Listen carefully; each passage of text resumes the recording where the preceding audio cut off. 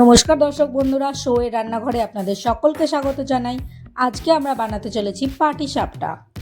এই পিঠার রেসিপিটিও আমার মায়ের থেকে শেখা, আর সেই রেসিপিটি আমি নিয়ে চলে এসেছি আপনাদের সকলের জন্য। তাহলে চলুন শুরু করা যাক আজকে দুর্দান্ত স্বাদের পাটিসাপটা পিঠার রেসিপিটি। প্রথমে আমরা পুরটি বানিয়ে নিচ্ছি, আর পুরটি বানানোর জন্য আমরা এখানে নিয়ে নিয়েছি হাফ কাপ পরিমাণের দুধ। তাতে ব্যবহার করছি হাফ কাপ পরিমাণের চিনি বা গুড়। আমি এখানে গুড়ের ব্যবহার করেছি, আপনারা চাইলে চিনিও ব্যবহার করতে পারেন।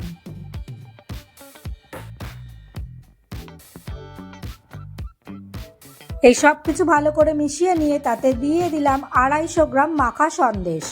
এবার এই সব কিছু ভালো করে আবার একবার মিশিয়ে নেব। আমরা এখানে ছোট এলাচের গুঁড়োর ব্যবহার করিনি, আপনারা চাইলে করতেও পারেন। যে সকল দর্শক বন্ধুরা শো এর রান্নাঘরের চ্যানেলটিকে সাবস্ক্রাইব করেছেন এবং পেজটিকে ফলো করেছেন তাদের সকলকে জানাই অসংখ্য ধন্যবাদ। যে সকল দর্শক বন্ধুরা শো এর রান্নাঘর চ্যানেলটিকে সাবস্ক্রাইব করেননি এবং পেজটিকে ফলো করেননি তাদের সকলকে চ্যানেলটিকে সাবস্ক্রাইব করে এবং পেজটিকে ফলো করে পাশে থাকার অনুরোধ রইল। এইভাবেই নেড়ে নেড়ে পুরটিকে বানিয়ে নেব।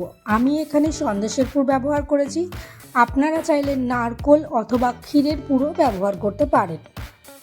দেখুন আমাদের পুরটি রান্না করা হয়ে গেছে। এবার আমরা পাটিসাপটার ব্যাটারটি বানিয়ে নেব। এই ব্যাটারটি বানাতে আমরা এখানে নিয়ে নিয়েছি 1 কাপ চালের গুঁড়ি, হাফ কাপ ময়দা ও 1/4 কাপ সুজি, আর নিয়েছি পরিমাণ মতো লবণ ও হাফ কাপ পরিমাণে চিনি। এই ব্যাটারটিতে চিনিটি আমরা গুঁড়ো করে নিয়ে ব্যবহার করব।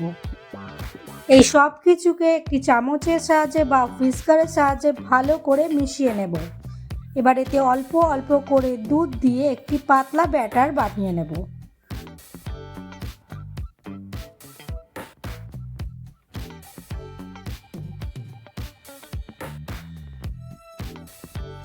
এই ব্যাটারটি বানাতে আমরা এখানে 1.5 কাপ পরিমাণে দুধ ব্যবহার করেছি, আপনারা আপনাদের প্রয়োজন মতো ব্যবহার করবেন। আপনারা এখানে পুরোটা দুধ ব্যবহার না করে জলও ব্যবহার করতে পারেন, তবে দুধ দিয়ে করলে স্বাদটি ভালো হয়।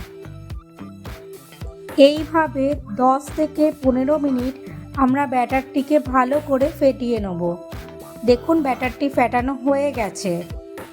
এবার ব্যাটারটি আমরা 45 মিনিট থেকে 1 ঘন্টা রেস্টে রেখে দেবো।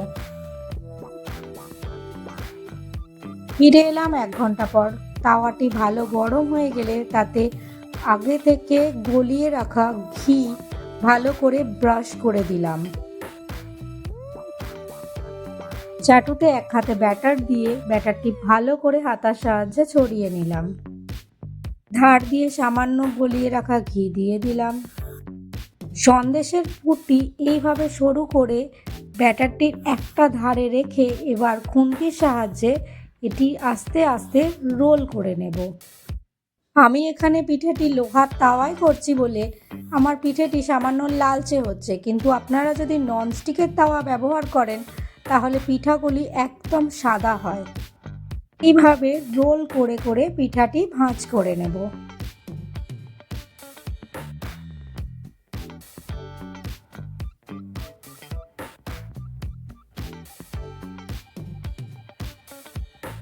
এখন পিঠাটি আমাদের রেডি হয়ে গেছে।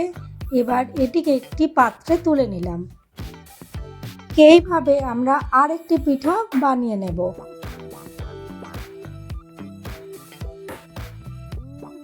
আপনাদের আমার রেসিপিটি কেমন লাগলো তা অবশ্যই কমেন্ট করে জানাবেন, আর যদি ভালো লাগে তাহলে একটি লাইক দেবেন, আর শো এর রান্নাঘর চ্যানেলটিকে সাবস্ক্রাইব করে পাশে থাকার অনুরোধ রইল।